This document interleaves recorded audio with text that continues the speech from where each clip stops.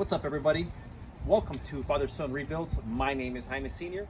Behind the camera and master editor is Jaime Jr. And welcome to our build. Today we're going to continue on the breakdown of the motor. Obviously from the previous episode, we know we spun a rod because I actually checked it and it to confirm our owner's story. And speaking of the owner, I had plenty to say about that guy, you know, on our previous video, but it's okay. I didn't want to talk about the Mini Cooper itself. I forgot to mention it had 180,000 miles on the clock, and it is a clean title. And the guy had the car for over 10 years, or about 10 years, and we'll probably show some pictures of that. So that's the status of the Mini Cooper. And like I said as well, we were going to. He gave me parts, and we're going to show you that right now. But he gave me parts, and the most expensive part that he actually gave me was a secondary supercharger that he had, and actually already sold it in one day. So like I said from the previous video, that is our parts that we have that he gave to us. We're going to sell it, which is going to fund our rebuild. Let me show you the parts that we have left. So he gave me an extra R53 block. It actually looks like it's in good condition. It has the 3 pistons and rods in there, and the crank is out. Let me show you the crank. Here's the crank. There's a little bit of rust on it, but I mean, it is what it is. So we're gonna figure out exactly what we need. We got, you know, 2 intercoolers. I got a bunch of extra parts, and we're gonna sell these things to fund the rebuild. And we already sold a supercharger, which has the most value already. They typically go for about, I've seen them on eBay for about 400, 450, and ours was in really good condition, believe it or not. And we sold it. I wanted to move it real quick, so 300 bucks plus tax plus shipping. So we came home with, he paid taxes, so we came home with about 315 total. So now we have our funds. And tomorrow we're going to Joe Castillo's at Castillo's Crank Resurfacing in Anaheim to get that thing resurfaced. Plus we have a little surprise. You might see that tomorrow. I'm not really sure. Hashtag S62 next rebuild. I don't know. That's something separate. So we'll get to work on this thing, and that's pretty much it. Typically when we break down an engine, traditionally you'll flip it over and then you'll, well, the sump is, we know the bottom end is busted, so you start from the bottom.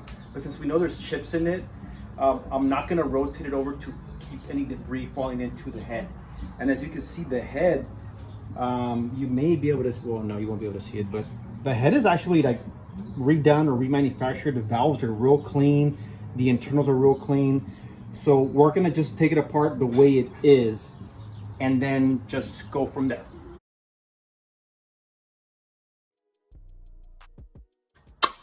There we go.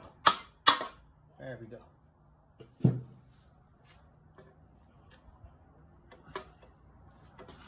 Wow, this thing stinks. There we go.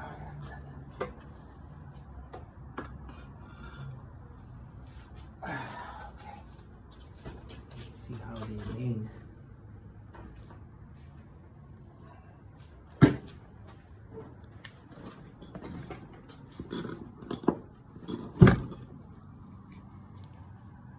Oh, these are the main journals. Jeez, I gotta get these too.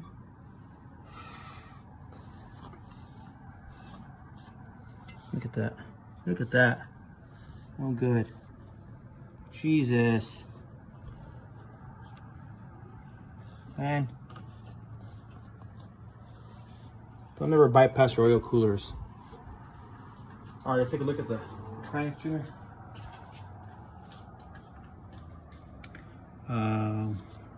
Look at that. No good. No good. This is the bearing still stuck on here. Okay, so let's multiply this. This is gonna go here.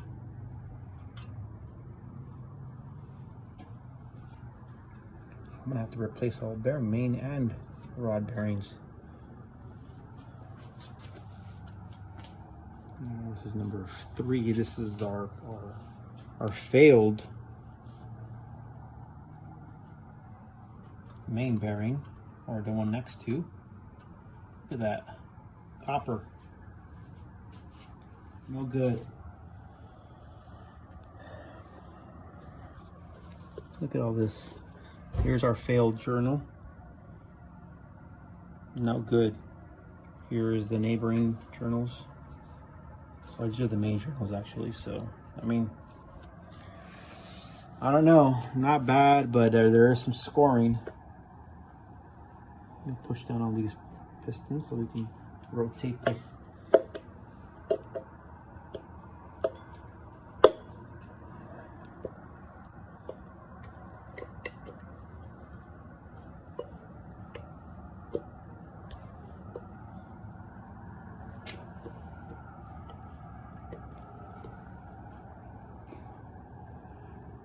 I can't even do that myself. Okay.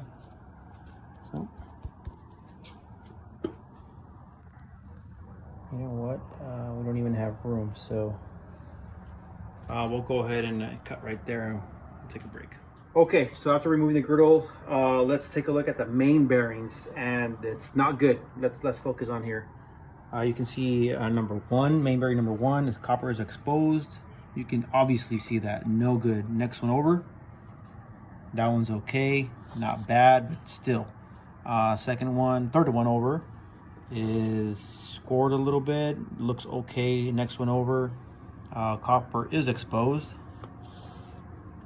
no good. And then last but not least, closest to the rear main seal, copper is exposed as well, no good. So this has to be due to that. The scent is just, it just protrudes. It's horrific. It smells like burnt oil times 10, and it's just bad. I mean, you can just see the color of the oil on the outer bolts, and it just smells, and it was just a lack of cooling and lack of lubrication that in the end destroyed one of the bearings. And you can see them here. Junior, why don't you, this is a rod cap number one, number two, number three is gone. Obviously that's in the bag over here, completely gone. Here's the top half. I mean, that thing is just destroyed. And then here's number four. So yeah, no good, man. No good out of any of this. So we're gonna pull the crank, and I think I'm gonna just set it right here.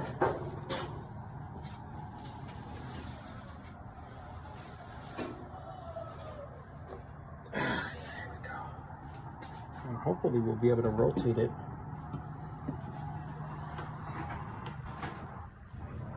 And you can see, I mean, it's not bad. Just taking a look at what we discovered, but I mean, there it is. There's piston number 3.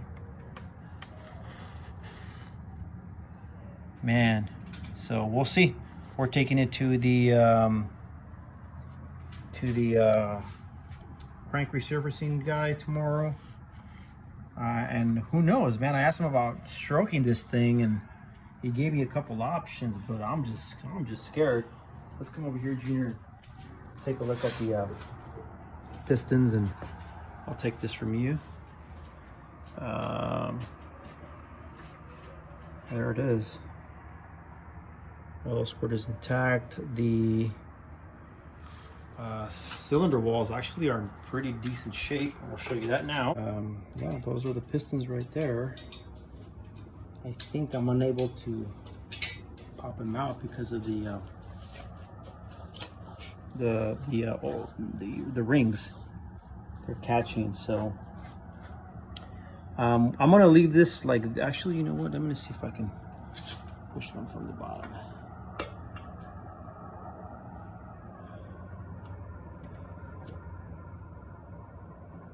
Yeah, they're not really budging.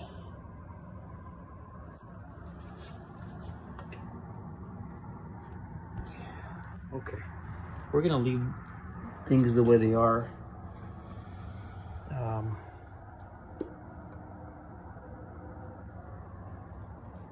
Typically, you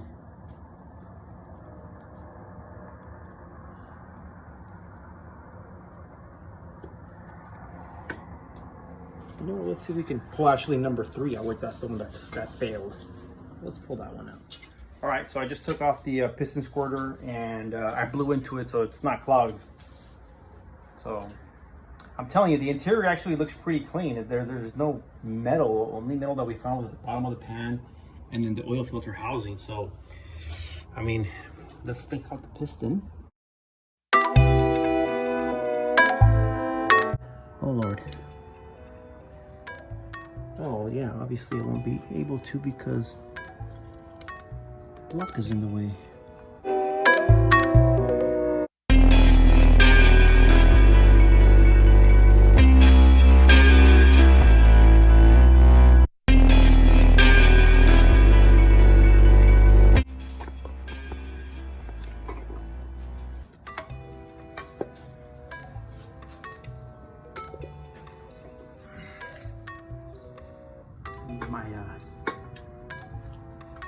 My dead blow hammer.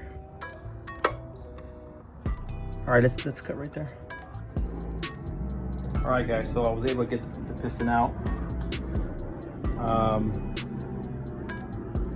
don't see anything out of the ordinary. Just be typical carbon buildup. And I really don't see any metal flaking anywhere at all. Just even the skirt is not that bad. Yeah.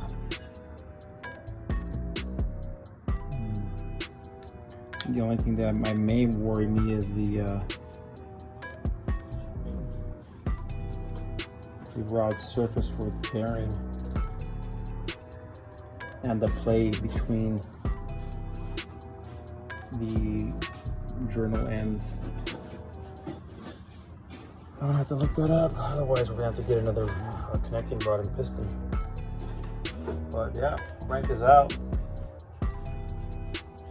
Part 3 coming soon. We're out. I'm tired. Morning, everybody. Man, what a night it was. I mean, that thing was just a nightmare to take off. You know, it was a new motor to us, so we never worked on it. So it was just, you know, the internals were real good, but it was just a nightmare just taking the thing apart. So we were super exhausted. We worked actually 6 hours. We worked until midnight, and we were just done for the night. So pretty tough. What do you think, Junior? Pretty tough, right? Yeah, it was crazy, man. All right, guys. We're gonna go to drop off the shaft, and we'll see you guys in the next video.